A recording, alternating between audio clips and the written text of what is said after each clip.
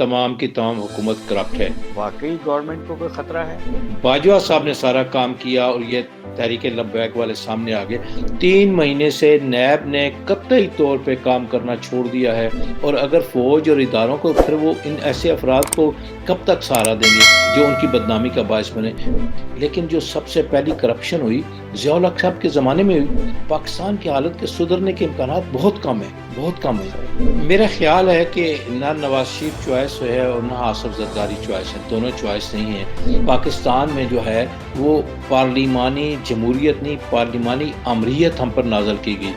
جمہوریت کہاں ہے؟ جمہوریت کی بات مانتا ہو جو سر 7 لاکھ روپے 10 لاکھ روپے دے کے نوکری لیتا ہے یا پوسٹنگ کرتا ہے، وہ 20 لاکھ کمائے گا بھی نہ سر. وہ کیسے کمائے گا؟ کوئی ایمانداری سے کمائے گا. عمران خان کی حکومت کا آنا ایک ہوپ تھی، ایک امید تھی. عمران خان کے مجھے لگتا ہے کہ ان سے 2 سال یہ پورا کروائیں گے. آئی ایم ایف کے معاملات سے اسد عمر کو کس نے ہٹایا؟ وہ معاشی آزادی پاکستان کو ملی اس لیے کہ اسٹیٹ بینک آف پاکستان حکومت پاکستان کی ملکیت تھا. مغلیہ زمانے کے ہلے ہوئے نا کہ جناب کسی کا بنی گالا ہو، کسی کی لال حویلی ہو، کسی کا جو ہے وہ رائے ونڈ ہو اور کسی کا زرداری ہاؤس ہو، تو اس کی طرف دیکھتے ہیں. تو لیٹسٹ ایک بحران آ گیا گیس کا بحران. وابڈا گیس سے بھی بجلی بنا سکتا تھا، سولر بھی بنا سکتا تھا، نیوکلیر بھی بنا سکتا تھا. تو یہاں پر اسٹیبلشمنٹ ڈویژن سے ایک نوٹیفکیشن جاری ہوا کہ وابڈا صرف اور صرف پانی سے بجلی بنائے گا. یہ ایل پی جی کے آنا، سیف الرحمان کا دوحہ قطر میں بیٹھنا، ان کے خط بھی دینا، ضمانتیں بھی دینا. فارن منسٹر صاحب امیر متقی پاکستان آئے سیر و ضرورت پہ، اور انہوں نے کئی اسپیچز کری ہیں، تھنک ٹینک سے بھی ملے. امریکہ تو اپنے دکھوں کی وجہ سے پیسے بچانے کے لیے بھاگا. بغلیں ہم نے بجانی شروع کر دی، ہم ان کے ترجمان بن گئے. جو فرانس کے سفیر کو نکالنے میں اگر حق میں سارے ہوئے تو نکال دیں، اگر نہیں ہے تو نہ نکالیں. یا تو گھیر گھار کے عمران خان کو اس طرف لایا جا رہا ہے کہ لوگوں کے دلوں میں اور محب وطن لوگوں کے دلوں میں اس کے خلاف نفرت پیدا ہو. اور ینگسٹرز کے لیے ہم کوئی بھی چیز آگے نہیں دیکھ رہے. یہ شوکت خانم ہسپتال لے لیں، ایدی لے لیں، اس میں سر اوورسیز کا بڑا کنٹریبیوشن ہے. اوورسیز پاکستانی کے ساتھ جتنا ظلم اور زیادتی ہوتی ہے وہ ناقابل بیان ہے. ان کو ووٹ کا حق دینا چاہیے.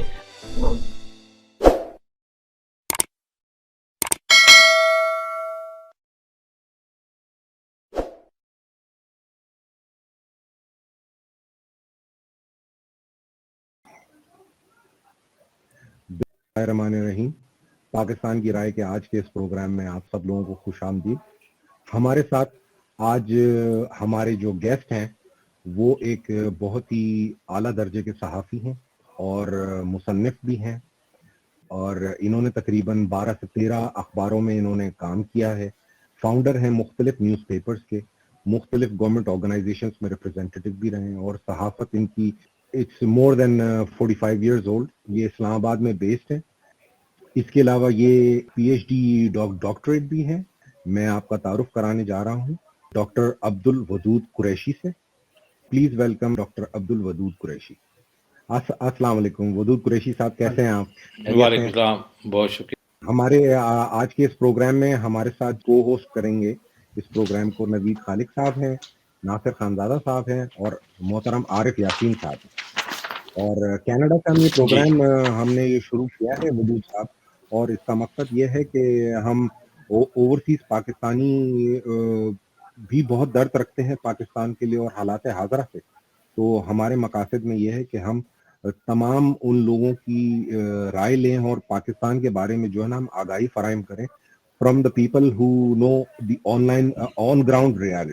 ہمارا پہلا جو کوشچن ہوگا وہ سٹارٹ ہوگا نوید خالق صاحب. جی السلام علیکم. جی بادشاہ. ودود صاحب، آپ کی تو پروفائل واقعی دیکھ کے جو ہے بڑا اچھا لگا.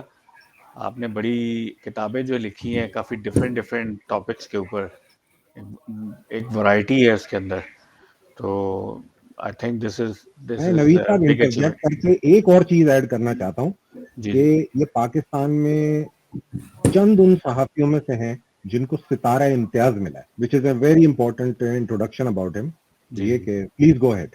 جی تو ودود صاحب، جیسے بات میں کر رہا تھا کہ آپ نے بڑے زبردست ٹاپکس پہ آپ نے جو ہے نا وہ بکس لکھی ہیں، آتھر ہیں آپ اس کے.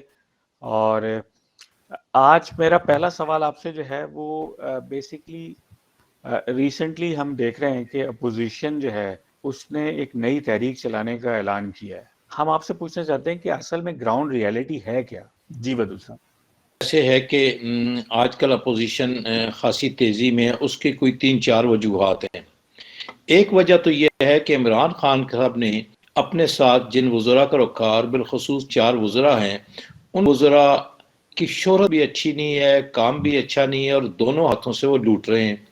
اس لیے لوگوں میں ایک بددلی پھیلی اور ایک پورے کا پورا تاثر پیدا ہو گیا کہ تمام کی تمام حکومت کرپٹ ہے.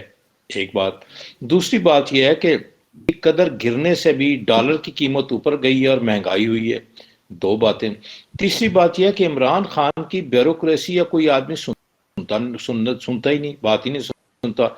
چوتھا یہ ہے کہ آئی ایس چیف کی تقرری کا اعلان آئی ایس پی آر نے کر دیا تو انہوں نے اس کو روک کے رکھا، پھر کہا بعد میں کریں گے، جلدی کریں گے، لہٰذا انہوں نے پھر 20-25 دن اس میں لے لیے. اس طرح ایک تاثر پیدا ہوا کہ عمران خان کی حکومت جو ہے وہ خاصی کمزور ہو چکی ہے اور کسی وقت بھی جا سکتی ہے. ٹھیک ہے. اچھا، یہ ہم ایک پیٹرن دیکھ رہے ہیں یہ پچھلے 3 سال کے اندر. یہ I think not first time, اس سے پہلے بھی یہ ہو چکا ہے. تو اس دفعہ کوئی آپ کو لگ رہا ہے کہ واقعی گورنمنٹ کو کوئی خطرہ ہے یا کوئی ان ہاؤس تبدیلی پر بھی غور کیا جا رہا ہے؟ دیکھیں، ایک اور آسپیکٹ جو میں آپ کو بتا رہا تھا وہ تھا تحریک لبیک کا. تحریک لبیک کا اصل صورتحال یہ ہے کہ ان کے جو امیر ہیں خادم رضوی صاحب کے بیٹے، وہ کہیں جنازے میں شرکت کے لیے جا رہے تھے تو ان کو گرفتار کر لیا. اس کے لیے جب لوگوں نے احتجاج کیا تو ان کے خلاف 10-12 مقدمات بنا دیے.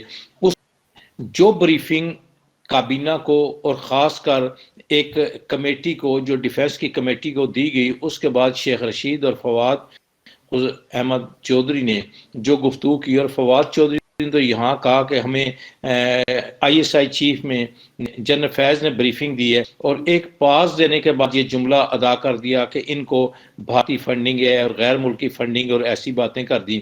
اس کے بعد جو بھی حکومت کے حامی تھے یا جاننے والے تھے کہ تحریک لبیک کے جو ہیں سعد رضوی صاحب، وہ جنازہ پڑھانے جا رہے تھے، اور ان کے لوگوں نے اعلان کیا ہوا تھا کہ ہم اگر جو مطالبات ہم سے تحریری حکومت نے کیے ہیں، وعدہ کیا ہے، اور اس معاہدے پہ عمل درآمد نہیں ہوا تو ہم احتجاج کریں گے. اور یہ لوگ ہیں وہ انہیں غیر ملکی، انڈین ایجنٹ اور یہ قرار دینا شروع کر دیتے ہیں.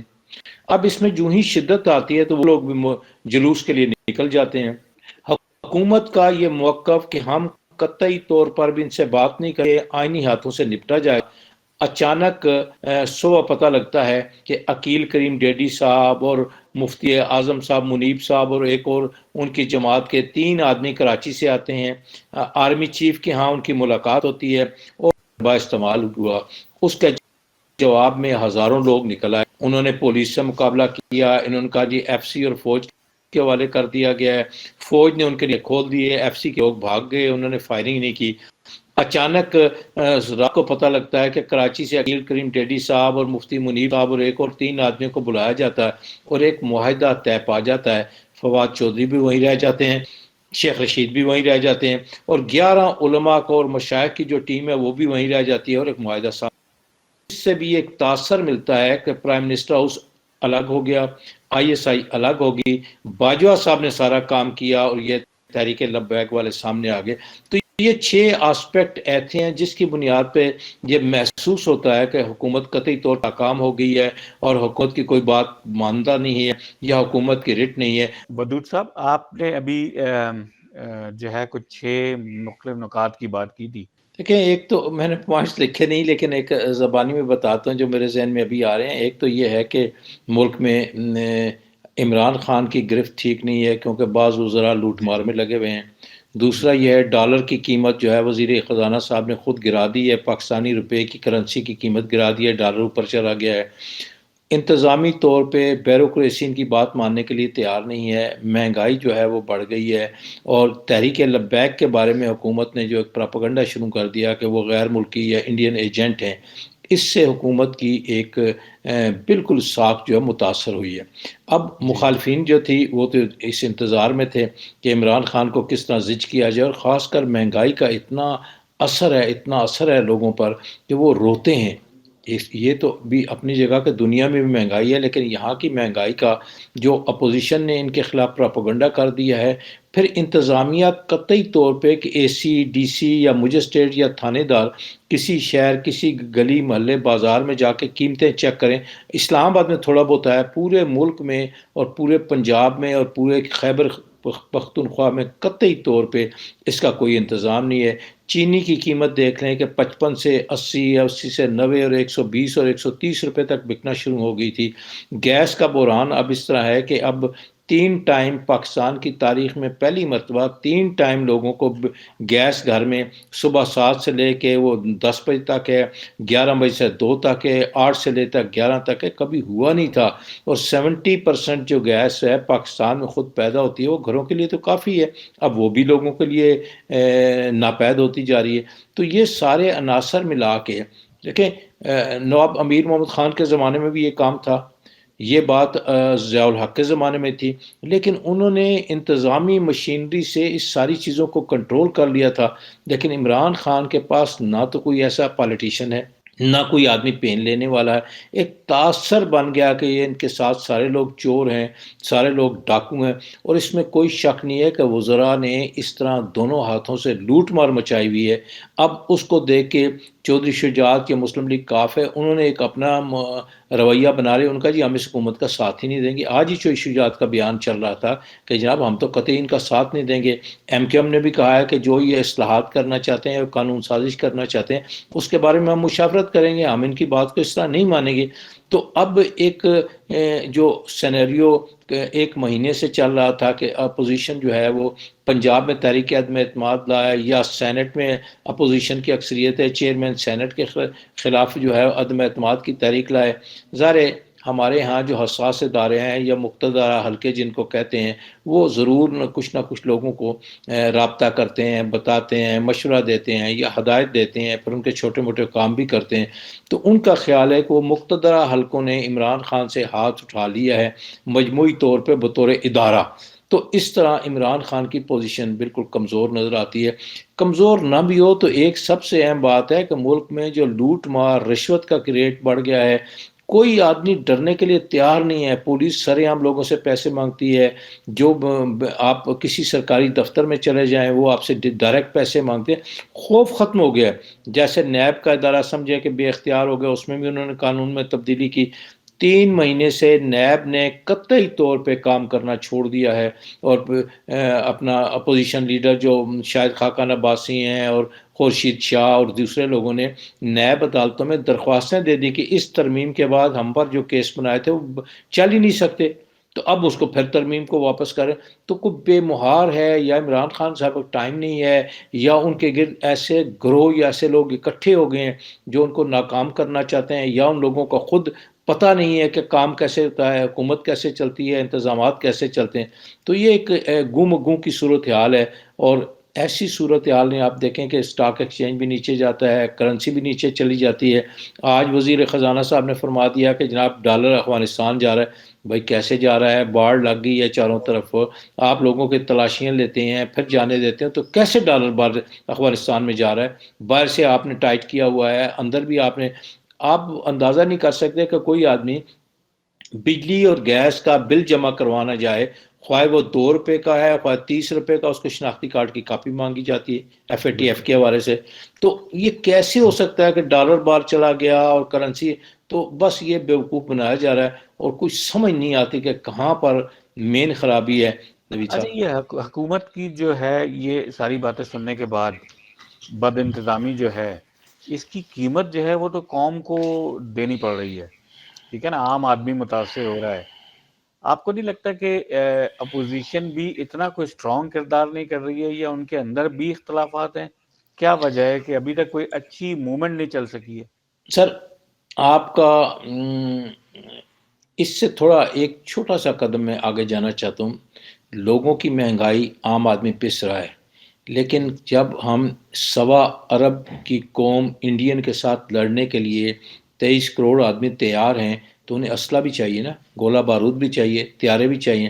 تو جب آپ کو 50 اور 60 اور 90 روپے سے ڈالر 170 روپے پہ چلا گیا تو آپ بارود کہاں سے لیں گے، آپ مشینری کہاں سے لیں گے، فوج کی تنخواہیں کہاں سے پوری کریں گے. تو فوج کو بھی اس بات کا فکر ہے نا کہ اگر یہ اسی طرح بیٹھے رہتے ہیں، یہی معاملات ہوں گے تو فوج کے پاس پیسہ کہاں سے آئے گا، فوج کو کیسے قائم رکھا جا سکے گا. دیکھیں رشیا کے ٹوٹنے کی وجہ کیا ہے کہ اس کی معیشت بیٹھ گئی. اب بھی امریکن نے کیا کیا، امریکن نے دوحہ قطر میں جا کے بغیر کسی مشورے کے طالبان سے معاہدہ کیا اور اچانک کو رات کو چلے گئے. وہ پاگل تھوڑی تھے کہ امریکن جو ہے وہ سپر پاور ہے اور وہ ان کا ایک بندہ جاتا ہے اور رات کو وہ بجلیاں بند کرتے ہیں باگرام کے ایئر بیس پہ اور اس کے بعد بھاگ پڑتے ہیں. ایسا نہیں ہے. انہوں نے دیکھا کہ ہماری معیشت قطعی طور پہ تباہ ہو رہی ہے اور ہم روس کی طرح ٹوٹ جائیں گے، جتنا جلدی افغانستان سے بھاگ سکتے ہو بھاگو. تو لہٰذا یہ ہم ویسے ہی بغلیں بجائیں، جن کو ہم نے اریاں کر کے کپڑے اتار کے پیسوں کے عوض امریکہ کے حوالے کیا، ان لوگوں کی فتح پہ ہم بغلیں بجا رہے ہیں کہ وہ ہماری فتح ہے. ہماری کہاں فتح ہے بھائی؟ رشیا بھاگا ہے معیشت کی تباہی کی وجہ سے، امریکہ اپنی معیشت بچا کے کتنے ٹریلین ڈالر دے کے وہ بھاگا ہے. ہم ایسے ہی بغلیں بجا رہے ہیں کہ ہم نے کر دیا. ہم نے نہیں کیا.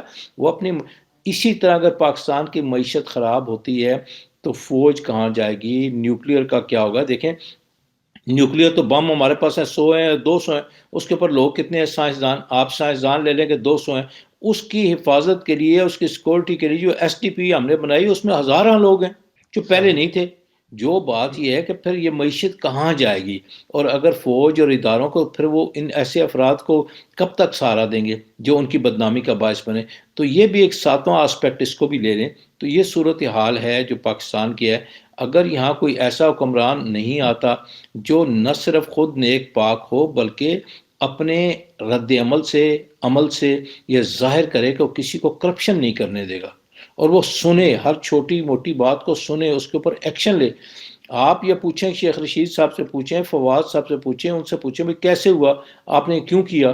یہ اب جو ایک اسلام آباد میں جو آیا ہے برکی صاحب کا کہ ایک قیمتی زمین جو ہے انہوں نے درخواست دی اور ایک خاتون نے ان کو الاٹ کر دی اور وہ لوگوں کو پولیس پہنچ گئی، خالی کرانے لگے. ان کا جی 1960 میں یہ تو برکی صاحب جو ہیں وہ لے چکے ہیں اور وہاں پر جہاں رہتے ہیں لاہور میں وہ جگہ لے چکے ہیں.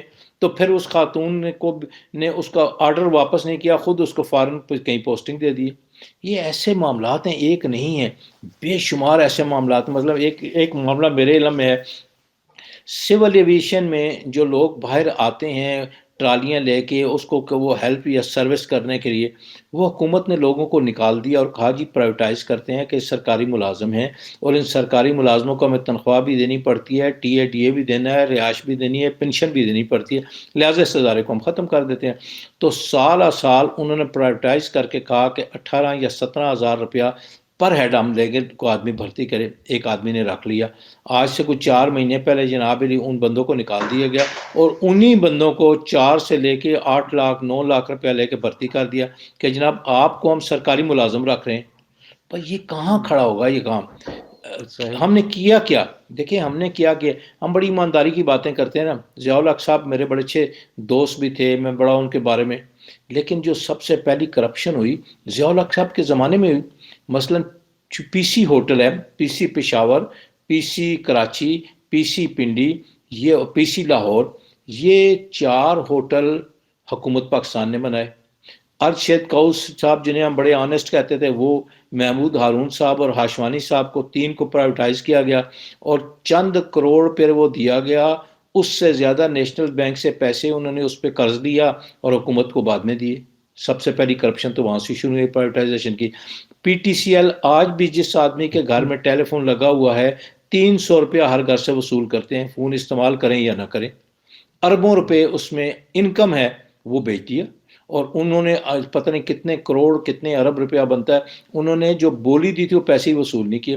میرے ذاتی علم میں ہے کہ اس کا یہاں پر ایک سی او ہوتا تھا، وہ میریٹ میں ٹھہرتا تھا. جو ملک کا پرائم منسٹر یا وزیر ہوتا ہے ان کے گھر کے باہر بلٹ پروف گاڑیاں دینا اور دیواریں ان کے گھر کے باہر بنانا اور ان کے سارے گھر کے خرچے وہ کرتا تھا.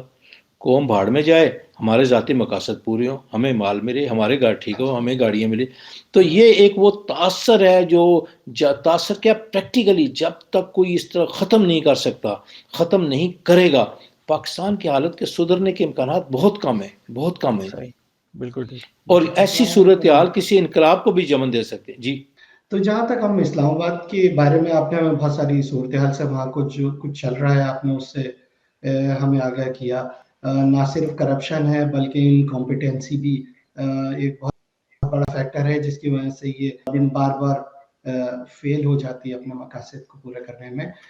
ایک بات کا جواب جاننا چاہوں گا کہ اس وقت پھر اسٹیبلشمنٹ کے لیے کیا نیا سینیریو ہے، وہ کس کے اوپر فوکس کر رہے ہیں؟ کیا نواز شریف نیکسٹ چوائس ہے؟ میرا خیال ہے کہ نہ نواز شریف چوائس ہے اور نہ آصف زرداری چوائس ہے، دونوں چوائس نہیں ہیں۔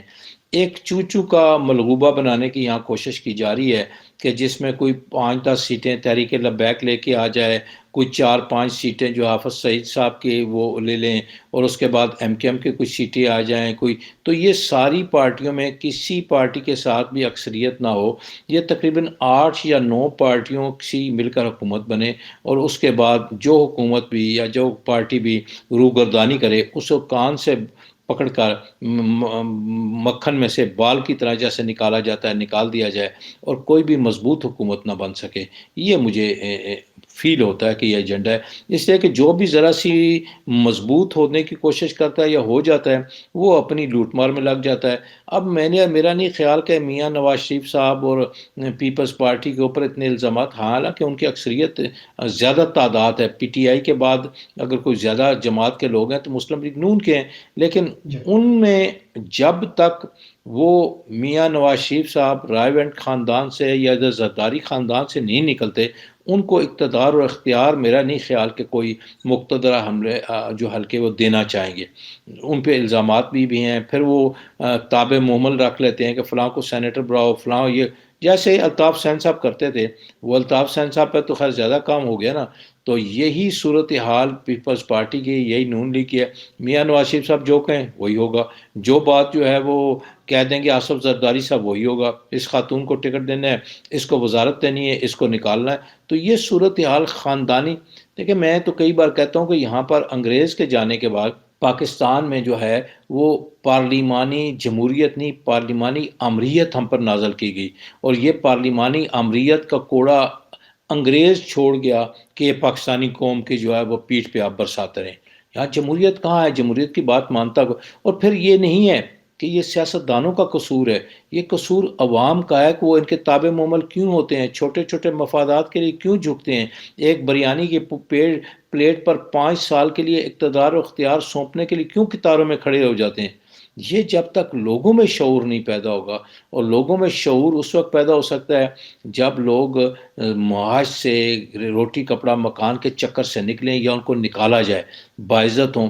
دیکھیں کوئی آدمی بھی کہتا ہے کہ مجھے اگر فلاں آدمی نے نکال دیا تو میں نوکری کہاں کروں گا، نوکریوں سے نکال دیا جاؤں گا، میرے خلاف کیس بن جائیں گے، میری زمین پہ قبضہ ہو جائے گا، میرے خلاف جعلی مقدمات بنا دیے جائیں گے، میں فلاں جگہ پھنس جاؤں گا۔ یہ لوگوں کو ناانصافی کی وجہ سے خوف ہے، اس خوف کی وجہ سے وہ کسی نہ کسی لابی میں آنا چاہتے ہیں۔ مثلا آپ دیکھیں نا، وکلا بننا چاہتے ہیں لوگ، اس لیے کہ وکلا کے گینگ ہوتے ہیں، وہ ججوں کو بھی مارتے ہیں، لوگوں کو بھی مارتے ہیں۔ صحافی خود گینگ اپ ہو رہے ہیں، صحافیوں کی تنظیمیں ایک نہیں، اسلام آباد میں کچھ 6 تنظیمیں بنی ہیں فوٹوگرافر کے الگ، وہ اپنے گینگ اپ ہو رہے ہیں، تاجر اپنے گینگ اپ ہو رہے ہیں اور اپنے انتخابات کراتے ہیں۔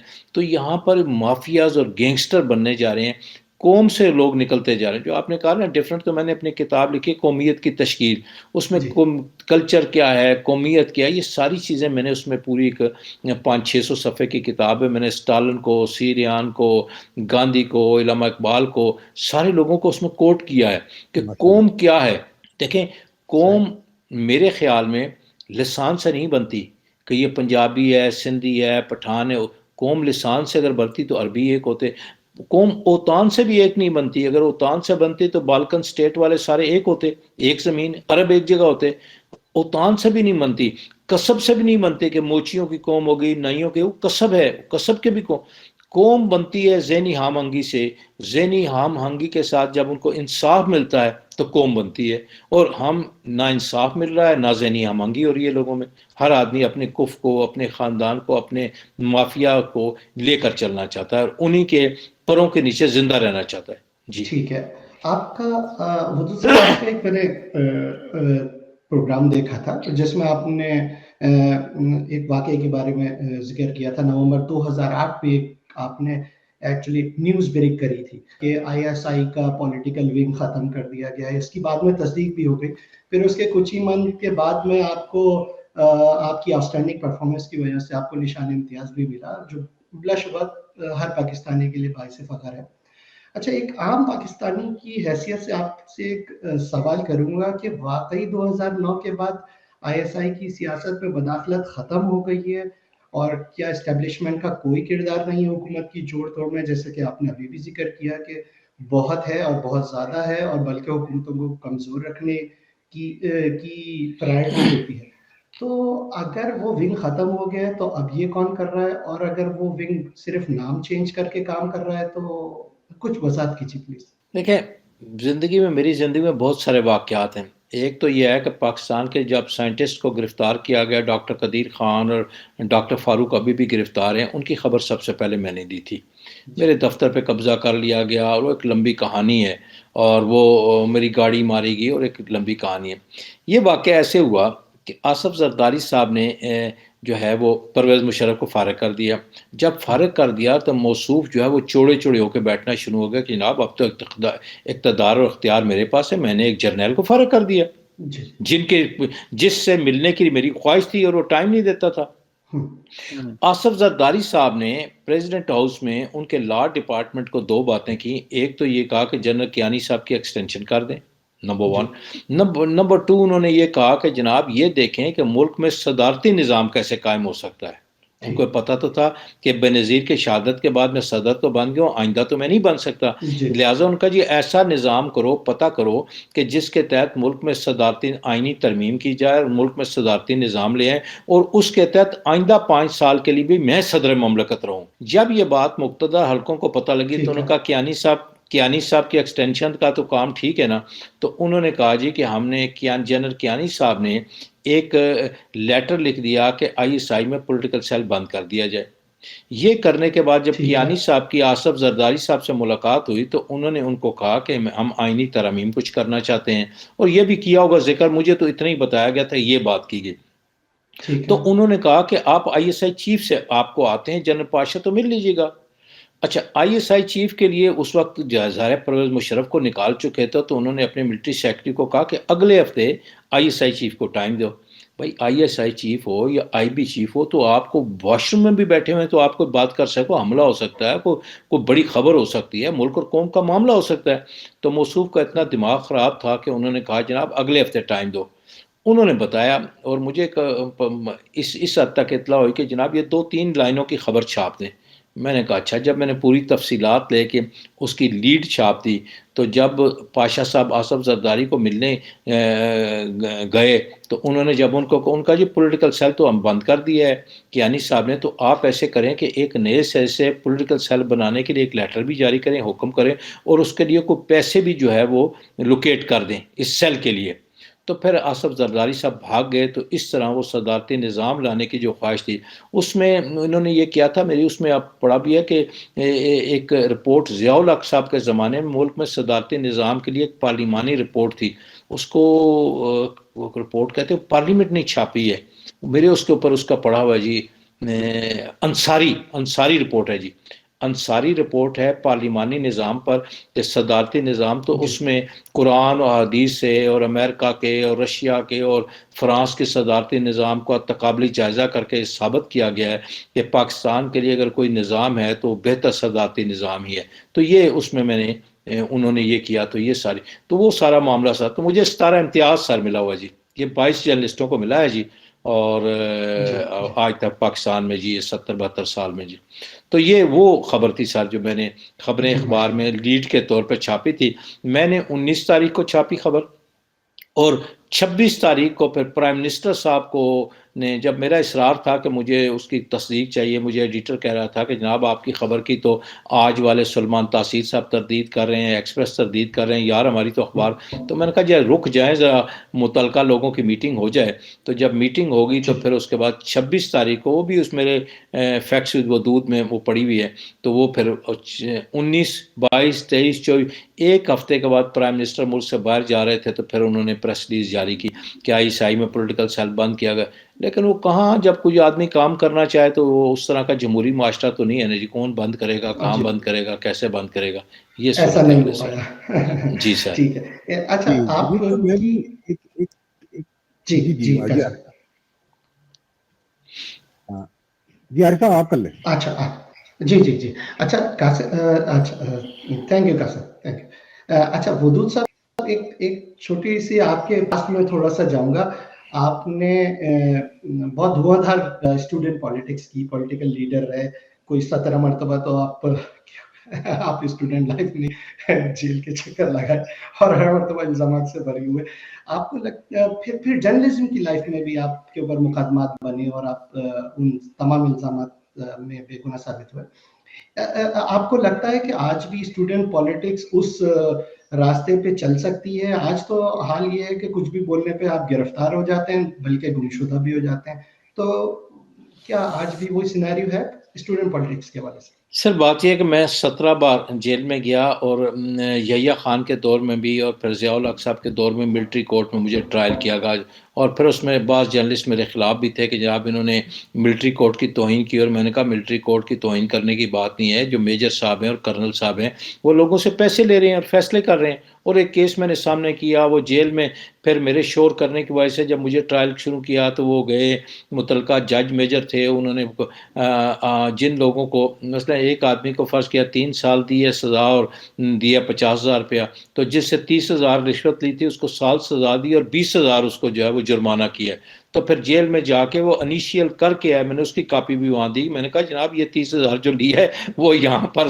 سرکار کی وجہ اپنا جو میجر صاحب جج صاحب ہے، اس وقت میجر ہوتا تھے جج، تو میں نے کہا جی اپنے پاس ڈالیں، تو صورتحال یہ سر کہ برائی کہاں پر ہے؟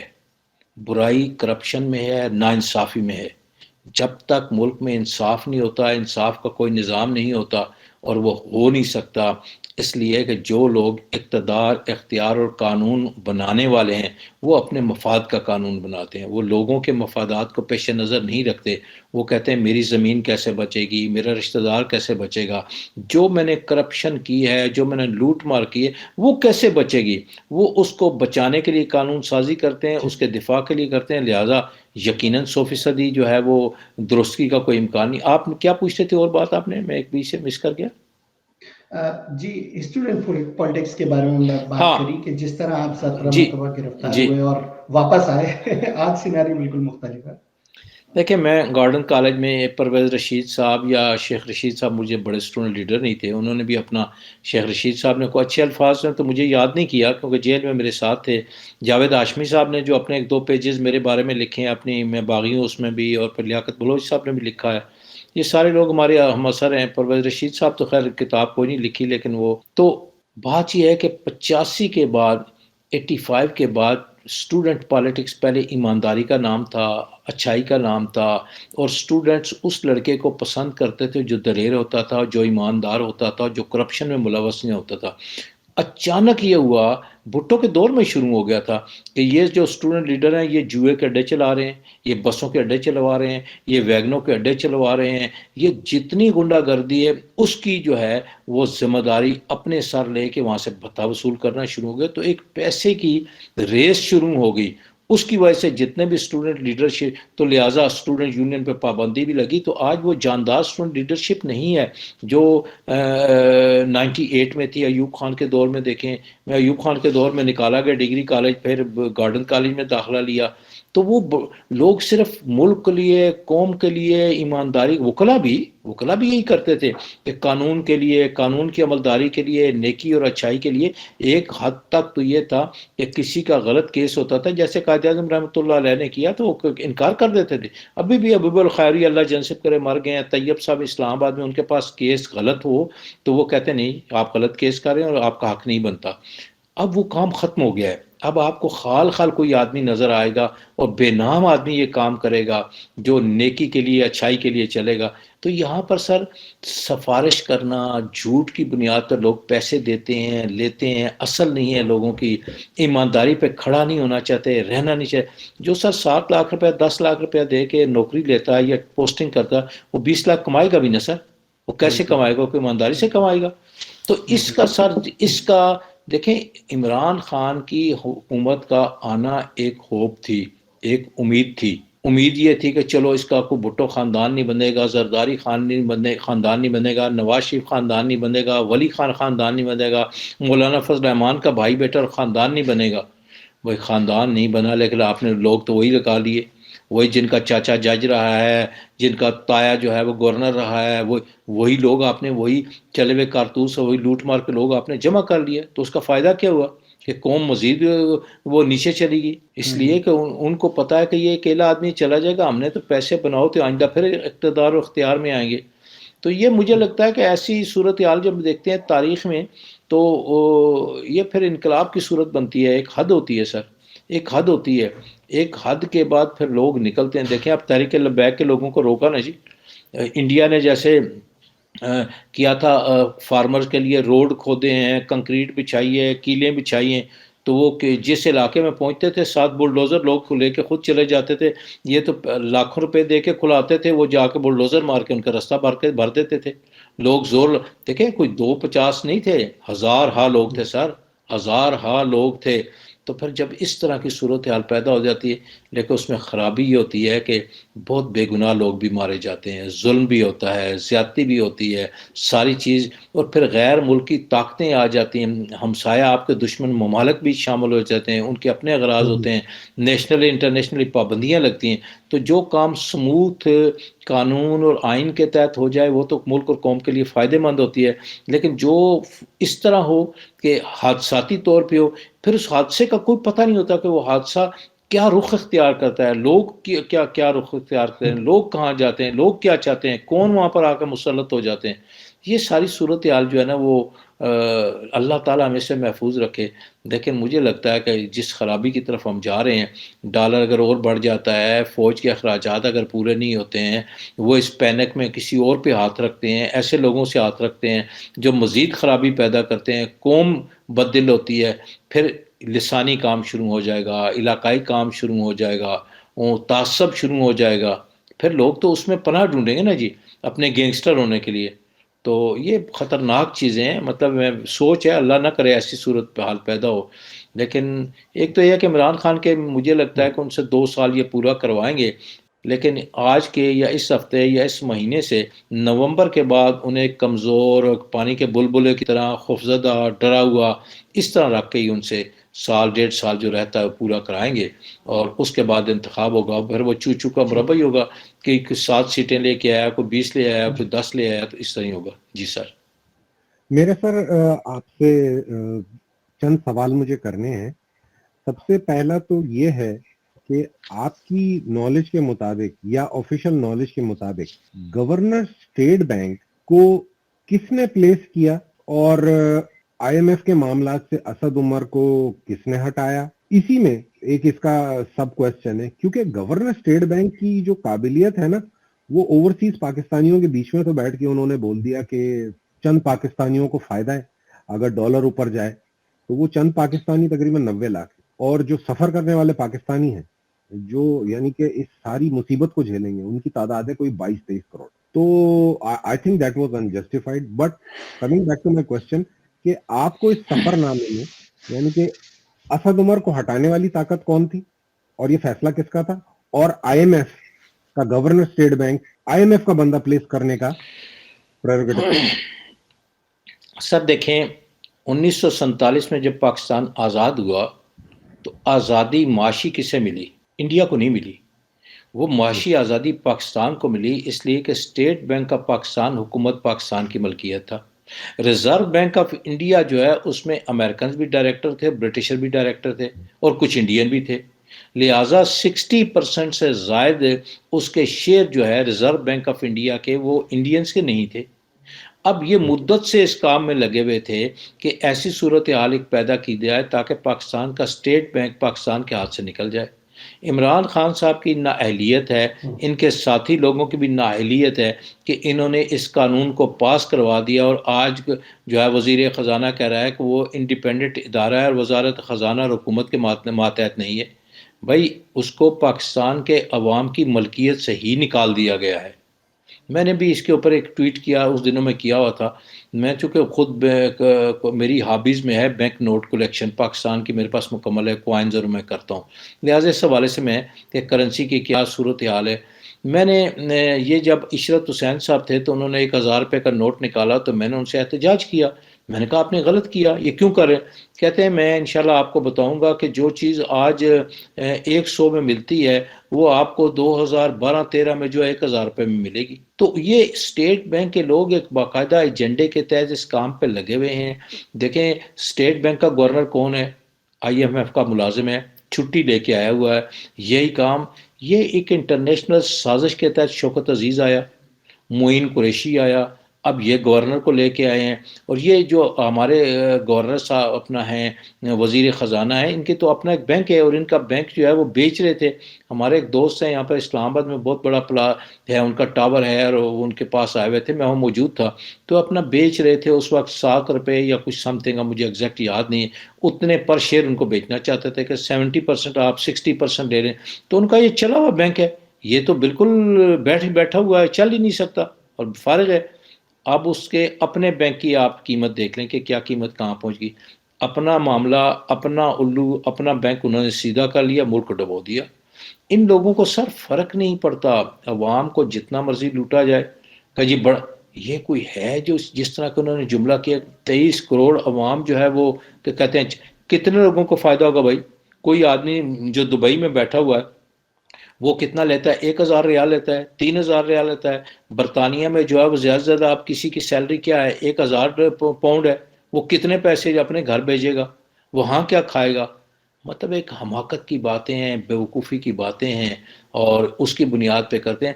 دیکھیں آپ نے اسد عمر کا کہا، اگر ہم یہی دیکھیں اس حکومت کی سب سے بڑی ستم ظریفی یہ ہے کہ جسے سب سے بڑا ہم ارسطو سمجھتے ہیں وہ اسد عمر ہے، اور اسد عمر کی اپنی قابلیت کیا ہے؟ دیکھیں نا کہ ایک معیار ہے کہ اگر ہم کہیں کہ ان میں سب سے جو ہے ارسطو ہے، سقراط ہے، بقراط ہے، وہ اسد عمر ہے، تو پھر ہمیں اپنا سر پیٹ لینا چاہیے۔ اور بات بھی ٹھیک ہے، ان میں اگر کوئی بندہ اپنے آپ کو صاحب علم اور صاحب عقل کہتا ہے تو اسد عمر ہی کہتا ہے۔ تو اسد عمر کی صورت حال یہ ہے کہ آپ دیکھیں معیار کیا ہے کہ باپ جرنیل تھا، ایک بھائی جو ہے وہ نون میں ہے، دوسرا ایک گھر میں رہتے ہیں، وہ ادھر گورنر رہا، یہ ادھر آ کے با اختیار وزیر بن گیا، نکال دیا۔ دیکھیں مجھے اگر کوئی بندہ ہٹا دیتا، جیسے شیخ رشید اور فواد کو نکالا گیا میٹنگ میں، تو میں ریزائن کر دیتا۔ اسد عمر کو جس طرح وزارت خزانہ سے نکال چمڑا نہ رہا تو میں 1 سیکنڈ میں ریزائن کر دیتا۔ تو گویا ان کے اندر اپنی عزت کوئی چیز ہی نہیں ہے، اقتدار اور اختیار کے ساتھ چمٹے رہنے کے لیے، مال بنانے کے لیے، مفاد لینے کا ان کا مقصد ہے۔ کوئی دیکھیں جو آدمی کلیئر ہے، نیٹ ہے، کلین ہے، اس کی کوئی عزت بھی ہوگی نا، عزت نفس بھی ہوگی، وہ اس کے اوپر کھڑا بھی ہوگا کہ جناب بتاؤ میں نے غلط کام کیا کیا ہے، میں نے جعلی کام کیا کیا ہے، اور پھر جو دوسرا بندہ اس کی جگہ ہے اس کے پیچھے پڑ جاتا کہ یہ کام غلط کر رہا ہے۔ وہ لوگوں کو بلاتے، انٹلیکچوئل کو بلاتے، معیشت دانوں کو بلاتے، کانفرنسیں کراتے، اپنے خرچ سے کرتے۔ تو لہٰذا اپنی ذاتی مفاد عزیز ہے، اور سب سے بڑا جسے سقراط اور بقراط اثر ہم کہہ لیں وہ ہے، تو پھر اس حکومت کا باقی حال دیکھیں۔ جی سر۔ اچھا ودود صاحب، میں ایک سوال کر رہا ہوں کہ میں یہ سمجھتا ہوں انقلاب کا وقت وہ تھا کہ جب یہ 100 سے اوپر ڈالر گیا تھا، لیکن آج 178 پہ بھی جو ہے نا لوگ ویسے ہی خاموش بیٹھے ہوئے ہیں، اور میرا خیال ہے کہ لوگ یہ چاہتے ہیں کہ کوئی ہمارے لیے کر دے، ہم خود نہیں کرنا چاہتے ہیں، اور وہ روز رات کو ٹاک شوز اس لیے آتے ہیں کہ وہ گالیاں والیاں دے کے اور سو جاتے ہیں جو نا سیاست دانوں کو، تو جو بھی انہیں برا بھلا کہنا ہوتا ہے۔ تو مجھے یہ سمجھ میں نہیں آ رہا کہ ان کو کب سمجھ میں آئے گا کہ ہمیں اپنے حقوق کی خاطر، اپنی چیزوں کی خاطر اور اپنے مسائل کی خاطر ہمیں باہر نکلنا پڑے گا، اور ان کو نکلنا چاہیے۔ اور آپ کا اس میں کیا تجزیہ ہے کہ یہ قوم ابھی تک سڑکوں پہ کیوں نہیں آئی؟ کیونکہ ایسی سینکڑوں مثالیں ہیں، یعنی کہ جس میں پاکستان میں بھی ایک زمانہ تھا کہ لوگ مہنگائی پہ باہر نکل آتے تھے، ملیشیا میں کئی دفعہ نکلے، جرمنی میں لوگوں نے جو ہے اپنی گاڑیاں روڈ پہ چھوڑ دی، اور یعنی کہ اس میں ڈیولپنگ نیشنز اور نان ڈیولپنگ نیشنز دونوں میں جو ہے نا وہ لوگ ایک جیسے تھے. یہاں کیا پرابلم ہے کہ لوگ جو ہے نا وہ یہ چیز نہیں کرنا چاہتے. سر اس میں 3 باتیں میں کرنا چاہوں گا. دیکھیں انقلاب کی جو صورتحال ہے وہ از خود لوگوں میں نہیں آتا, اس کے لیے کوئی قیادت کی ضرورت ہوتی ہے, ایک بات.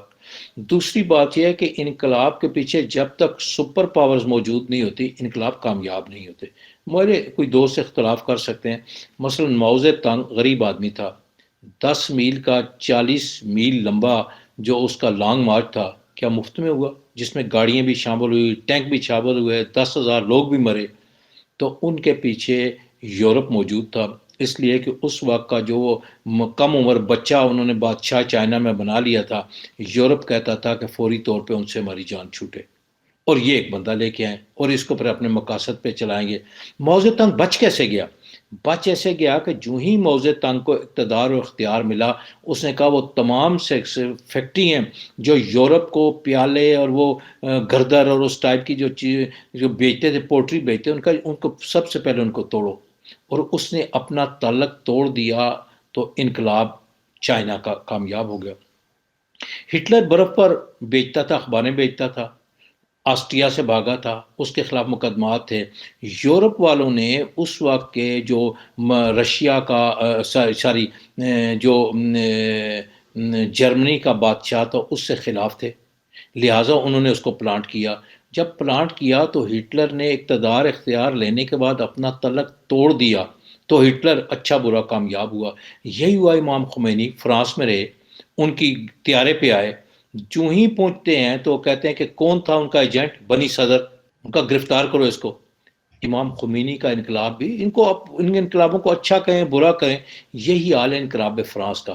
ہمارے یہاں کیا ہوا, ایوب خان ان کی مدد سے آئے, سکندر مرزا کو اعزازی جنرل بنایا, اس نے کہا دونوں مل کے کریں گے. اصل جنرل بھی آیا, اس نے کہا یہ جعلی جنرل کی بجائے میں ہی لے لیا. بھٹو کو پالا, ایئرپورٹ پہ لینے چلے گئے, ہم جناب 1000 سال تک لڑیں گے. جب پریزیڈنٹ ایئرپورٹ پہ لینے وزیر خارجہ کو گا تو اس کا قد بڑھ گیا, لہٰذا ایوب خان امریکہ کے ساتھ آخری وقت تک رہا تو انہوں نے مروایا. ذوالفقار علی بھٹو آخری وقت تک رہا امریکہ کے ساتھ تو انہوں نے مروایا. ضیاء الحق آخری وقت تک امریکہ کے ساتھ رہا تو انہوں نے مروایا. ضیاء الحق نے تھوڑا سا بروگردانی بھی کی, نیوکلیئر کا مکمل کروا دیا دوسرا. تو انقلاب میں جب تک باہر کی طاقتیں پیسہ فائنینس آپ کو نہیں کرتی, اب تو سوشل میڈیا پبلسٹی, تو کوئی انٹرنل آدمی کو ابھرنے ہی کوئی نہیں دیتا. اس پہ تو چرس کے مقدمے بنا دیں گے, دہشت گردی کے بنا دیں گے. تو بات یہ ہے کہ یہاں مادر ملت لے لیں, ڈاکٹر عبد القدیر خان لے لیں, اس کے بعد نواز شریف لے لیں, الطاف لے لیں, جو بھی لے لیں, اس پہ انڈین ایجنٹ اور غدار کا ایک سٹیمپ لگا کے اور اس کو آپ جناب خاموش کروا دو. یہ تو ہے عام صورتحال. دوسرا یہ کہ وہ حق کے لیے مرنا اچھا, کوئی اور مرے تو کوئی اور اچھا. لوگ نہیں چاہتے کہ وہ نکلے, وہ کہتے کوئی نکلے.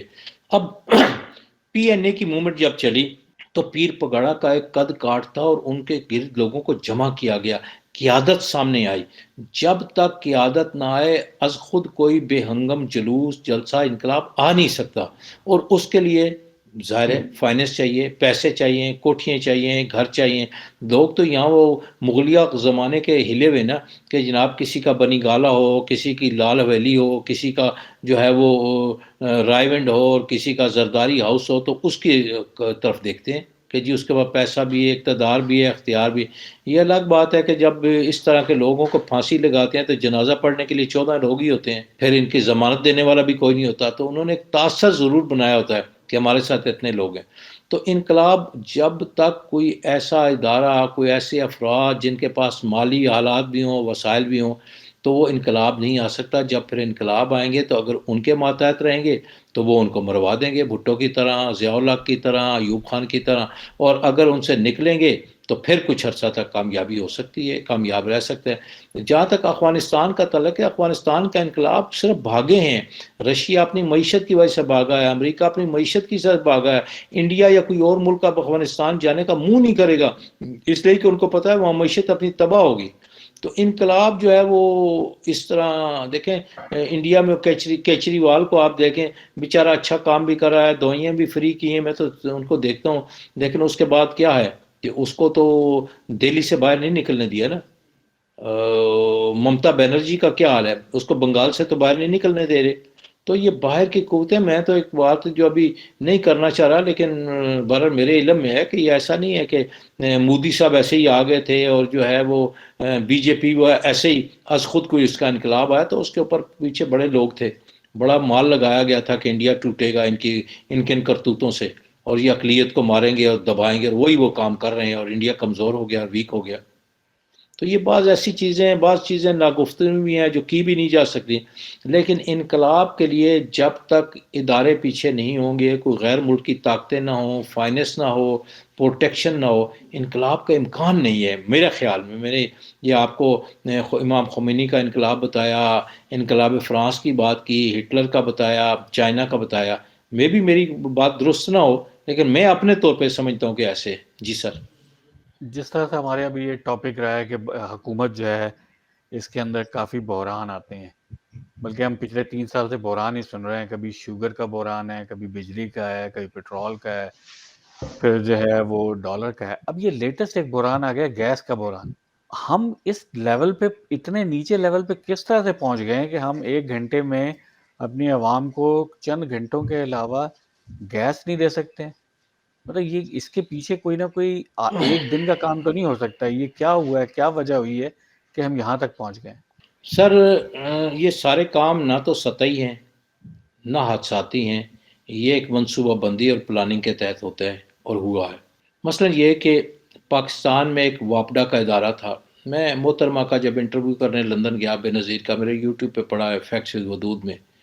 تو وہاں انہوں نے کہا، جو واجد شمس الحسن اور بشیر ریاض کو کہا کہ ودود صاحب کو آپ نے ڈنر کرانا ہے. میں دیر سے گیا تو وہاں پر 3 افراد ان کے یہاں موجود تھے. ایک بندے نے بتایا کہ میں انڈیا کا امبیسڈر یہاں رہا ہوں، ہائی کمشنر رہا ہوں. اور ایک نے ان کا جی MI6 کے افسر ہیں، ریٹائر ہیں، اور ایک اور اس طرح کا انہوں نے بتایا. تو میں انڈین سے زیادہ انٹریکٹ کیا. تو اس نے کہا کہ میں اسکاٹ لینڈ میں جو ہے ویزا کونسلر رہا ہوں. میں نے کہا یقیناً آپ راہ سے ہوں گے. کہتا ہاں میں راہ سے تھا، لیکن میں اپنی سروسز ایکسٹرنل پبلسٹی کو میں شفٹ کروا لی تھی، تو میں پھر امبیسڈر ہو گیا. یہ انہوں نے ساری کہانی سنائی. تو میں نے کہا پاکستان کے بارے میں آپ کے یہاں ایک سیل ہے راہ میں؟ تو کہتا ہے لکیلی ان لکی میں اس کا چیئرمین تھا. تو میں نے کہا چیئرمین تھے تو پاکستان کے بارے میں آپ نے کیا سوچا؟ تو انہوں نے کہا دیکھیں ڈیزیز میں سے اگر 1-2 کمپوننٹ نکالتے ہیں تو ڈیزیز مر جاتی ہے. تو میں کہا واٹ ڈیزیز یو ڈیٹیکٹ ان پاکستان؟ کہتے ہیں 4 5. میں کیا 5 ڈیزیز ہے کیا؟ ایک اس نے کہا جی 2 قومی نظریہ، ایک اردو زبان، ایک جناب علی آپ کا سینٹ آف پاکستان، ایک جناب علی واپڈا، اور 5 چیزیں اس نے مجھے بتائیں. اردو زبان، سینٹ آف پاکستان. میں نے کہا سینٹ کا کیا ہے؟ کہتا ہے جی کہ پہلے ہم یہ پروپیگنڈا کر سکتے تھے کہ پنجاب کی اکثریت کی وجہ سے قانون بنتا ہے، پاکستان میں نفرت پھیلا سکتے تھے. سینٹ میں تو تمام صوبوں کے لوگ ایکول ہیں، اب یہ الزام تو نہیں لگ سکتا. ان کا جی انڈیا میں بے شمار صوبے ایسے ہیں جو دوسرے صوبے کی زبان ہی نہیں جانتے. پاکستان میں اردو واحد زبان ہے، اس کو ہم نے کوشش کی ہے مشکل بنایا جائے، لہٰذا انہوں نے PTV پہ بز نیوز سے بنایا بھی اور انگریزی اس میں ڈالی تاکہ اردو مشکل ہو جائے. جو آپ کی بات ہے گیس والی، وہ آتا ہے واپڈا. ان کا جی ہم نے کوشش کی کہ واپڈا کو ختم کیا جائے اور واپڈا کو محدود کیا جائے. لہٰذا ایک نوٹیفکیشن جناب جاری کیا گیا کہ واپڈا، دیکھیں واپڈا کے پاس زمینیں بھی ہیں، جائیداد بھی ہے، انجینئر بھی ہے، اربوں روپے بھی آتے تھے. واپڈا گیس سے بھی بجلی بنا سکتا تھا، سولر بھی بنا سکتا تھا، نیوکلیر بھی بنا سکتا تھا. تو یہاں پر اسٹیبلشمنٹ ڈویژن سے ایک نوٹیفکیشن جاری ہوا کہ واپڈا صرف اور صرف پانی سے بجلی بنائے گا. اب پاکستان میں اور کوئی اتنا بڑا ادارہ ہے ہی نہیں جو نیوکلیر سے بجلی بنائے، جو سولر سے بنائے، جو گیس سے بنائے. ان کا خیال تھا انڈین کا کہ 12 یا 14 سال بعد پاکستان بحران میں آ جائے گا. لہٰذا 7 سال میں ہی پاکستان میں بحران میں. اگر ضیاء الحق کے دور میں یہ جو ہے وہ پلاننگ ڈویژن نے نوٹیفکیشن کروایا کہ جناب واپڈا صرف پانی کے ڈیمو اور پانی کی بجلی سے متعلق ہوگا. لہٰذا اس بحران سے بچنے کے لیے IPP آ گئے، کوئی کارکے آ گیا، کوئی ترکی سے جہاز آ گئے، سمندر میں انہوں نے کھڑے کر لیے اور پھر کہا جی ہم چلے نہ چلے، آپ بجلی لے نہ لیں، اس بجلی کے پیسے تو آپ کو دینے ہوں گے. لہٰذا ہم اس وجہ سے ڈوبنا شروع گئے، اور جو واپڈا بجلی پیدا کرتا تھا پانی سے وہ بھی ان کے کھاتے میں جانا شروع ہوگی. اسی طرح سر یہ ایک پلاننگ کے تحت منصوبہ بندی دے گا. آصف زرداری صاحب نے کیا کہ ایران سے ہم گیس کی پائپ لائن لیں گے.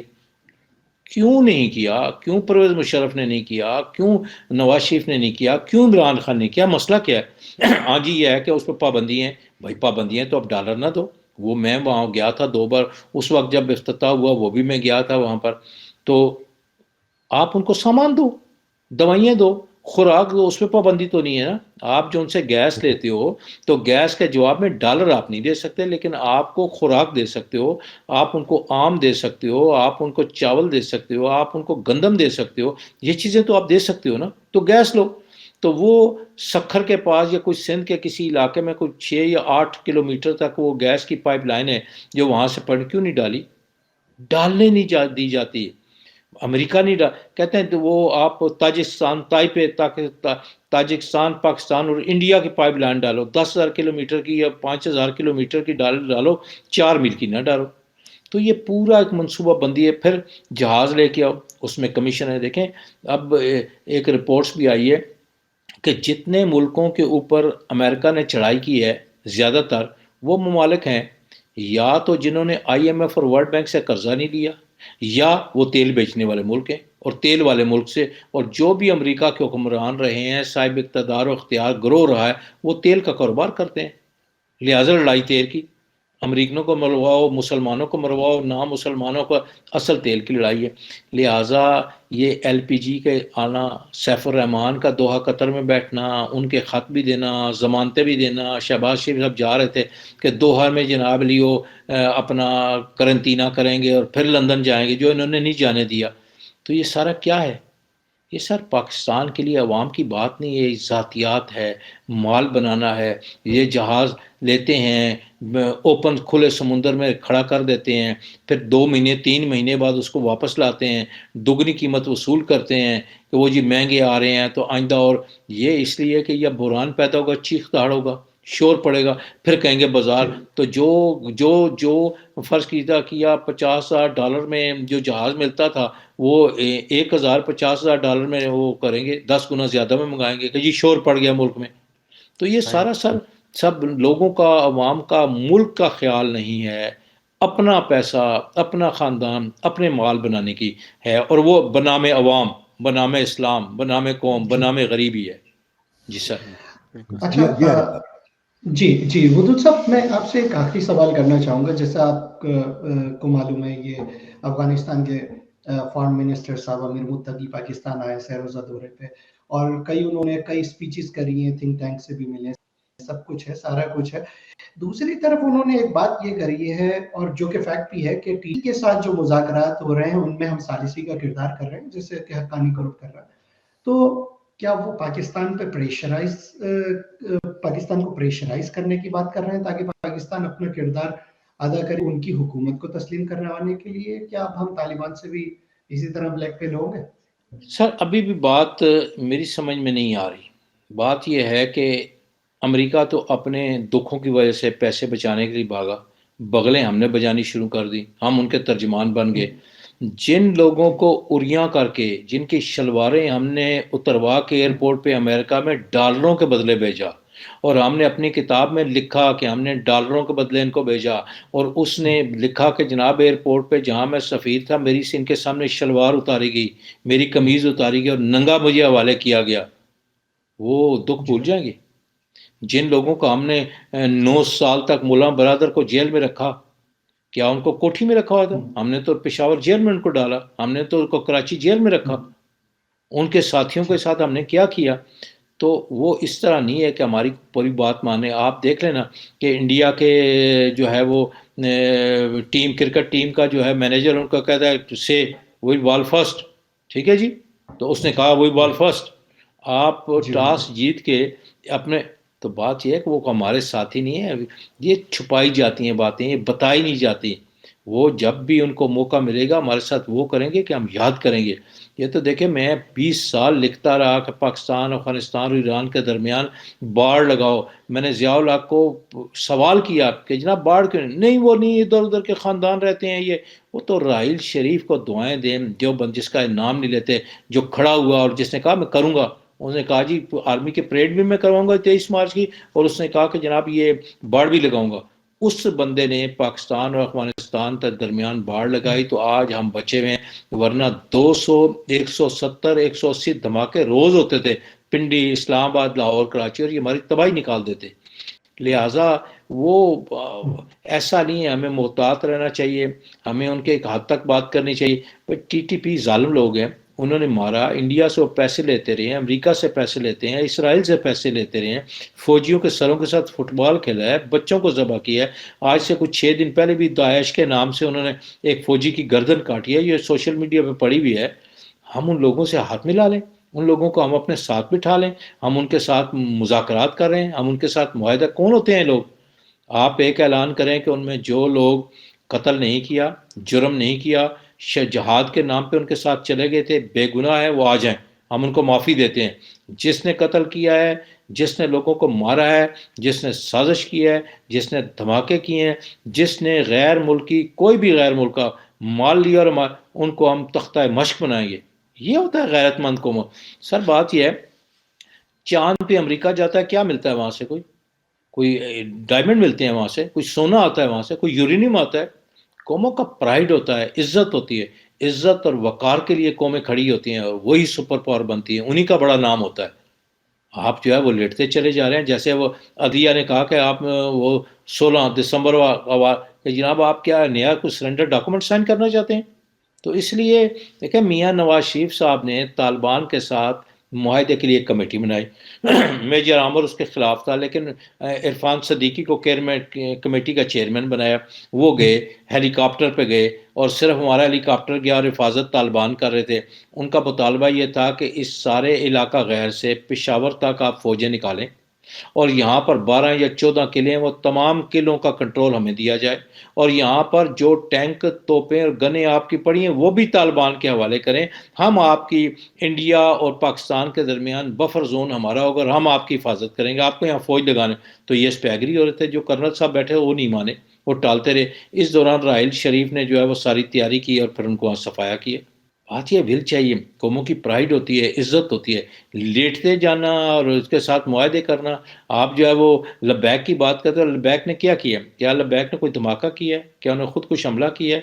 انہوں نے، ان کے زیادہ لوگ مرے ہیں. 6 اگر پولیس والے مرے ہیں تو 11 تو ان کے لوگ مرے ہیں. آپ نے اچانک پابندی لگا دی. ون وے انہوں نے کب کہا کہ فرانس کو؟ انہوں نے کہا جی آپ کا ہمارا معاہدہ ہو گیا، آپ کی قومی اسمبلی میں جائیں، جو فرانس کے سفیر کو نکالنے میں اگر حق میں سارے ہوئے تو نکال دیں، اگر نہیں ہے تو نہ نکالیں. ہمارا ایک معاہدہ اس پہ عمل کریں، باقی ہم نہیں کہتے کہ ابھی نکالو یہ ایمبیسی بند کرو. کہ جی وہ یہ کہہ رہے ہیں، اور جھوٹ بولنا شروع کر دیا، اور ہر آدمی کو انڈین ایجنٹ بنانا شروع کر دیا، اور وہ لوگ لیٹنا شروع ہو گئے. یہ ان ایکسیپٹیبل ہوگا اگر یہ بات ہوگی نا جی. اس میں یا تو گھیر گھار کے عمران خان کو اس طرف لایا جا رہا ہے کہ لوگوں کے دلوں میں، اور محب وطن لوگوں کے دلوں میں اس کے خلاف نفرت پیدا ہو، یا یہ اپنی بیوقوفی سے کر رہے ہیں اور اپنے ہی بوجھ سے گرنا چاہتے ہیں، یا ان کے ساتھ مطلب بکرات اثر جو ہے وہ اسد عمر جیسے لوگ بیٹھے ہیں جو کہہ رہے ہیں ہم آپ کو اتنا پیٹیں گے. بھائی کبھی صاحب اقتدار بھی کہتا ہے کہ اتنا ماریں گے، جو ان کا جملہ ہے حیرت ہوتی ہے. بھائی آپ کے پاس اقتدار اختیار ہے، ہر آدمی کو پتہ ہے کہ آپ ان کو مار سکتے ہیں، لیکن حکومت تو ماں جیسی ہوتی ہے. جیسے اعتزاز حسن نے جو نعرہ لگایا تھا، نظم لکھی تھی کہ آپ ان کو یہ کر رہے ہو. تو ایسی صورتحال ہے، بس اللہ ہی ہمیں ان کو ہدایت دے. جی sir. Sir before we end our program, میرا ایک آخری کوشچن آپ سے کہ پاکستانیوں کو، میری رائے یہ ہے کہ پاکستانیوں کو یہ محسوس ہوتا ہے کہ ہم لوگ اسی چکر میں ہیں جس میں 50 سال پہلے تھے، اور ینگسٹرز جو نا وہ اس دور کے بڑی مشکل میں ہیں، اور ینگسٹرز کے لیے ہم کوئی بھی چیز آگے نہیں دیکھ رہے. یہ 3 لوگ، سعد رضوی، مریم نواز اور بلاول بھٹو، انہوں نے ایسا کون سا کام کیا ہے پاکستان کے لیے کہ ان کو پاکستانی قیادت دی جائے، اور ان کے پیچھے جو نا وہ لوگ بلیک میل ہو اور اسٹیبلشمنٹ بلیک میل ہو؟ اور اس میں سر اضافہ بھی کر لیں، مولانا فضل الرحمان کا بھی بیٹا کر لیں، اسفندیار ولی کا بھی بیٹا کر لیں. ٹھیک ہے جی. بالکل اسی یہ طرح کے لوگ. یہ صرف یہی ہے کہ ان کے باپ جو ہے وہ سیاست میں رہے ہیں، انہوں نے مال بنا لیا ہے، اور یہ ان کی جو ہے وہ ان کے مطلب وظیفہ زوجیت کی بنیاد پر مرز وجود میں آئے ہیں. بس یہی ان کی تو سر کریڈیبلٹی ہے جی، اور اسٹیبلشمنٹ یہی کی ان کا شارٹ کمنگ ہے نا کہ یہ انہی لوگوں پہ ہاتھ رکھتے ہیں. اسٹیبلشمنٹ کی بھی شارٹ کمنگ ہے نا. سر وہ تو دیکھتے ہیں نا کہ جو دیکھیں معروف لوگوں کے پیچھے اسٹیبلشمنٹ چلتی ہے, لوگ بھی معروف لوگوں کے پیچھے لے چلتی ہے, کہاں جا کے تلاش کرتے ہیں کہ نیک آدمی ہے, بزرگ آدمی ہے, اچھا آدمی ہے. وہ نیک آدمی بزرگ کیوں جائے گا ان کے پیچھے؟ یہ خود معروف لوگوں کو تلاش کر. کیا شیخ رشید کے بارے میں عمران خان نے نہیں کہا کہ میں اس کو چپڑاسی نہیں رکھنے چاہتا, نہیں رکھوں گا؟ اور شیخ رشید نے کہا کہ تو معمولی کپتان ہے, تیری کیا اوقات ہے؟ جی دونوں اکٹھے ہیں نا. فواد نے کیا نہیں کہا عمران خان کے بارے میں؟ فواد خان نے اس کے بارے میں کیوں نہیں کہا زرداری کے بارے میں کہ جناب یہ تو آپ نے 14 سال رکھ لیا نا اس کو, جی اور اس سے کیا نکالنا چاہتے ہیں, اس نے کیا کیا ہے؟ بات یہ ہے کہ یہ لوگوں کے سامنے ہیں, روز چلاتے ہیں, ان کے بیانات, ان کو شرم آتی ہے. اخلاقیات کا جنازہ نکلا ہوا, لوگوں کو اپنی پرائڈ کا, عزت کا کوئی خیال نہیں ہے, اخلاقیات کا خیال نہیں ہے. نوجوانوں کا بھی یہی حال ہے سر. دیکھیں دکھ ہوتا ہے کہ چوری چکاری بڑھ گئی ہے, اسٹریٹ کرائم بڑھ گیا ہے, اس کے جواب میں لوگ اپنی حفاظت کے لیے اسلحہ رکھیں گے, اس کے جواب میں اور لوگ اسلحہ رکھیں گے, تو ریاست کا کام جو فلاح کا ہے وہ نہیں ہو رہا, وہ گینگسٹر ہو گئے. آپ دیکھیں نا جو اخبارات کا کام کیا تھا, اخبار کا کام ایک پیغمبری کام ہے, اچھا کام ہے, دعوت کا پھیلانا ہے, سچ بات کی تبلیغ کرنا ہے. لیکن اس کے جواب میں کیا کیا؟ 85 میں پی این ایس سی پی این اے کا ممبر تھا, انہوں نے ضیاء الحق سے مجبوراً منوایا کہ جناب یہ مشن نہیں ہے صحافت, ایک جو ہے وہ انڈسٹری ہے, صنعت کا درجہ دو. ایک نوٹیفکیشن کروا لیا کہ جناب یہ تو صنعت ہے, تو صنعت میں تو پھر جہاں سے مال ملے گا ادھر جائیں گے نا. ان کا جی کیوں؟ ان کا نہیں جی ہمیں بینکوں سے لون چاہیے ہوتا ہے, پریس لانی ہوتی ہے, کاغذ خریدنا ہوتا ہے. لہٰذا پاکستان میں آفیشلی جو میڈیا ہے وہ کوئی مشن نہیں ہے, کوئی نیک کام نہیں ہے, وہ بزنس ہے, وہ کاروبار ہے. میڈیا بھی یہی کام کر رہا ہے, سیاستدانوں کا تو کاروبار ہے نا جی. اس بار کروڑ لگا ہے الیکشن میں, اگلی بار 4 کروڑ لگے گا. میں سینٹ میں ٹکٹ لینا ہے تو مجھے, وہ ہمارے دوست ہیں یہاں پر, اچھے دوست ہیں, ناراض ہی نہ ہو جائیں, جن پہ ہے کہ انہوں نے 70 کروڑ دیا جی, اور انہوں نے پی ٹی آئی نے ٹکٹ واپس لیا, جیت وہی گیا نا جی. ہمارا دوست جو ہے جیتا تو پھر وہی, پی ٹی آئی نے ٹکٹ دیا اور پھر پی ٹی آئی میں شامل کر لیا. بھائی آپ نے جب اس کو کہا ہے کہ جناب علی عبد القادر کرپٹ آدمی اور 70 کروڑ دیا اور ہم نے ٹکٹ واپس لے لیا, پھر جب جیت گیا ہے تو شام کو آپ نے شامل کیوں کر لیا؟ اخلاقیات کا جنازہ نکل گیا, لوگوں کو شرم و حیا نہیں ہے. دیکھیں ان کا ضمیر مر گئے ہیں, ان کے ضمیر, ان کو.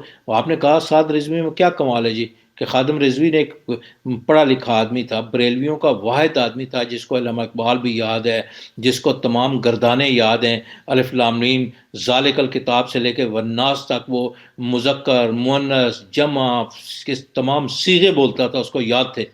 اس اہل صاحب حدیث کا بہت بڑا مدرس تھا. لیکن سعد رضوی اس کے بیٹے کا کیا ہے, مریم نواز کا کیا ہے؟ وہ تو میرے علم میں تو بہت ساری چیزیں ہیں نا جی. اور بلاول کا کیا ہے جی؟ تو یہ سارے لوگ جو ہیں یہ اس لیے کہ وہ ان کی اولادیں ہیں, اور ان کی لوٹ مار کے اوپر وہ بیٹھے ہوئے ہیں, اور انہی کی بنیاد پہ بلٹ پروف گاڑیوں پہ اور ہاتھ باندھ کے کھڑے رہتے ہیں. بڑے بڑے خورشید شاہ صاحب ہمارے دوست ہوں, یا اعتزاز احسن اور بلاول کے پیچھے کھڑے ہوتے ہیں, اور راجہ ظفر الحق صاحب نے تو اپنے آپ کو الگ کر لیا, لیکن جب بھی میٹنگ ہوتی ہے وہ بھی ہاتھ باندھ کے کھڑے. میرے ساتھ وہ جیل میں راجہ ظفر الحق صاحب کی 80 سال عمر ہے, سینئر وکیل ہیں, سینٹ کے چیئرمین رہے, ضیاء الحق کے دور میں وزیر اطلاعات رہے, مریم کے پیچھے کھڑے ہوتے ہیں. بتائیں جی, مطلب ان کا اپنے بیٹے اس سے بڑے ہیں. تو اب بات یہ ہے کہ اخلاقیات کا جنازہ نکل گیا, وہ چیز ہے نہیں کہ آپ جو ہے وہ. پھر وہ بھی کہتے ہیں کہ جناب یہ ہماری وجہ سے نا, نواز شریف کہتے ہیں ہم ان کو ٹکٹ دیتے ہیں تو بنتے ہیں نا جی, ہم نہ ٹکٹ دیں تو ان کی کیا اوقات ہے, زرداری کہتے ہیں ہم نہ دیں تو کیا ہے. اور یہی حال ہے. مولانا فضل الرحمان کہتا ہے, جس کو میں دیکھے نا وہ کہ مولانا شیرانی اور دونوں کو نکال دیا نا جی مولانا فضل الرحمان صاحب نے, حالانکہ تو ان کا جی ہم نے مکھن کے بال کی طرح نکال دیے. تو اس لیے یہ واحد صرف ایم کیو ایم ہے جس میں صرف قاعدہ بھی نکلا ہے, بندے نہیں نکلے, ورنہ باقی پارٹیوں نے تو بندے نکلتے ہیں, قائد وہیں قائم رہتا ہے. تو بس یہی ہے. سر میں آپ سے before we close the programme, میں آپ you can take a few minutes, اور وی آر ویری پراؤڈ کہ آج آپ نے ہمارے ساتھ یہ پروگرام کیا, اور ہماری نشریات کے لیے بھی ایک بہت بڑی فخر کی بات ہے کہ ستارہ امتیاز حاصل کرنے والے آپ جیسے ایک صحافی, اور اتنے سینئر صحافی, اور جن کی صحافت جو ہے نا یو ٹوک a life time for your journalism, اور کتابوں کے مصنف بھی ہیں آپ اوورسیز پاکستانیوں کے لیے سر کیا پیغام دینا چاہیں گے؟ اب دیکھیں اوورسیز پاکستانی جس مشکل میں، جس دکھ نے، جس کرب میں ملک سے باہر جاتے ہیں، وہ سعودیہ چلے جائیں، کینیڈا چلے جائیں، امریکہ چلے جائیں، کیا وہ لوگ خوشی سے جاتے ہیں؟ کیا ان کو وہاں سکھ ملتا ہے؟ وہ تو وہاں اپنی ایک کمیونٹی بن جاتی ہے تو اپنے دل گزار لیتے ہیں، پھر وہاں کی جب اولادیں پیدا ہوتی ہیں تو وہ روگردانی کرتے ہیں، وہ سکھی تو نہیں ہوتے۔ وہ آپ کے ملک میں سرمایہ بھیجتے ہیں، آپ کے ملک میں کچھ نہ کچھ چیز ڈونیٹ کرتے ہیں۔ امریکہ میں کتنے لوگ یہاں پیسے دیتے ہیں، برطانیہ میں، دبئی میں، سعودی عرب سے کروڑوں نہیں اربوں سے لوگ حساب سے پیسے دیتے ہیں۔ یہ شوکت خانم ہسپتال لے لیں، ایدی لے لیں، اس میں سر اوورسیز کا بڑا کنٹریبیوشن ہے۔ ہم ان کے ساتھ کیا کرتے ہیں؟ ایئرپورٹ سے آیا، اس کا بکسہ کھولو، جب وہ لاتا ہے تو بکسے میں سے زنجیر اس کی وہ زپ کھول کے اس جو بچوں کے لیے 10 سال بعد موبائل لاتا ہے، اس کے موبائل ہی چوری ہوئے ہوتے ہیں۔ جو اپنی بیٹی کی شادی کے لیے جہیز لاتا ہے، جہیز کا لفافہ ہی پہلے وہ دیکھتے ہیں سکیننگ میں کہ کس کونے میں پڑا ہے، وہیں سے چھری مار کے کاٹتے ہیں اور نکال دیتے ہیں۔ اوورسیز پاکستانی کے ساتھ جتنا ظلم اور زیادتی ہوتی ہے وہ ناقابل بیان ہے۔ ان کو ووٹ کا حق دینا چاہیے، امبیسیز میں جائیں، وہاں پر اپنا پاسپورٹ دکھائیں، شناختی کارڈ دکھیں، کہ عید کا سما ہو وہاں پر ووٹ ڈالیں۔ وہ جہاں بھی وہ وہاں ان کو باقاعدہ وہاں ووٹ کا حق ہونا چاہیے۔ انہیں دیکھیں انہوں نے کیا تو تھا، ضیاء الحق کے زمانے میں بھی ہوا، بعد میں بھی ہوا کہ اگر کوئی اوورسیز پاکستانی ہے تو اس کے بارے میں یہاں پر کوئی مقدمہ ہو گیا ہے تو وہ، لیکن کیا ہوتا ہے کہ وہ یہاں پر آیا، ان کو ڈراتے ہیں، یہاں پر تیرے خلاف مقدمہ کریں گے، فائرنگ کریں گے فلانی جگہ، وہ گیا ہی نہیں ہوتا۔ وہ فرض کیا لاہور بیٹھا ہے تو اس کے خلاف پنڈی میں مقدمہ کراتے ہیں کہ جناب یہ فائرنگ کر کے۔ یہ اوورسیزی پاکستانیوں کے ساتھ بھی ایسا ہوتا ہے۔ تو ایسی تنظیمیں ہونی چاہیے جو ان لوگوں کے لیے کھڑا ہو، اوورسیز پاکستانی ان کو فون، لیکن اس کے جواب میں وہ جو تنظیمیں بنتی ہیں وہ بھی ڈکیتی شروع کر دیتی ہیں، ان کے ساتھ وہ بھی لوٹنا شروع کر دیتی ہیں۔ ہم نے کیا تھا کچھ لوگوں کو کر کے جو اوورسیز پاکستانی ہیں ان کی مدد کے لیے، ایک امریکہ میں نیازی صاحب نے کہا ان کی ایک جگہ کا ہم نے قبضہ کروا کے دیا، دوسرا ان کا جی وکیل کی فیس، ہم نے کہا یہ نہیں ہو سکتا، ہم اپنے جیب فیس سبیل اللہ آپ کی مدد کر سکیں گے، جو ہی ہم وکیل کے لیے فیس لیں گے یا کوئی کریں گے تو اٹس مین کہ وہ ہم پیسے لے رہے ہیں، یہ نہیں ہو سکتا۔ تو پاکستان کے لوگوں کو یہاں پر تنظیمیں بنانی چاہیے، اوورسیز پاکستانی سے ڈونیشن بھی نہیں لینی چاہیے، پیسہ بھی نہیں لینا چاہیے، ان کے جتنے مسائل ہیں ان کے حل کرنا چاہیے، کہ وہ پاکستان کے سفیر ہیں، وہ جاتے ہیں، پاکستانی لباس پہنتے ہیں، پاکستان کے نام پہ انڈین سے لڑتے ہیں، امریکنوں سے لڑتے ہیں، ان کے بچے وہاں مارے جاتے ہیں، ان کے کاروبار تباہ ہو جاتے ہیں۔ تو یہ ہمارے لیے باعزت ہیں، ہمارے سفیر ہیں، ہمارے محسن ہیں۔ ہمیں ان اوورسیز پاکستانی کا خیال رکھنا چاہیے اور آؤٹ آف دی وے ان کے لیے جانا چاہیے۔ میرے تو ان کے حوالے سے یہی خیال ہے جی۔ بہت شکریہ جی سر، بہت شکریہ۔ بہت شکریہ، بہت بہت شکریہ ودود صاحب بہت آپ کا شکریہ اس سر۔ پروگرام میں آج جوائن کرنے کا، اور انشاءاللہ وقتاً فوقتاً ہم آپ کو اپنے پروگرام پہ مدعو کریں گے، آپ کے پاس جب میں وقت حاضر ہوگا تو ہم ضرور آپ کے ساتھ، اور تمام ہمارے صارفین کو ہم دعوت دیتے ہیں کہ ہمارے چینل کو لائک اور سبسکرائب کریں، اور ہمیں اپنے پیغامات بھیجیں، اور ہم سے کنیکٹ ہو کے اور مختلف جو مسائل ہیں اور ایشوز ہیں اس پہ ہمیں ایڈوائس دیں کہ ہمیں، اور آپ کے کون کون سے کویسچنز ہیں جس تو ہم اس حساب سے پھر گیسٹ ہم جو ہے نا مدعو کریں گے اس پروگرام کے حوالے سے۔ اور آپ سب لوگوں کا بہت بہت شکریہ۔ پاکستان زندہ باد، زندہ باد، پاکستان آئندہ باد۔ پائندہ باد، بہت بہت بہت شکریہ۔ شکریہ، اللہ اللہ حافظ۔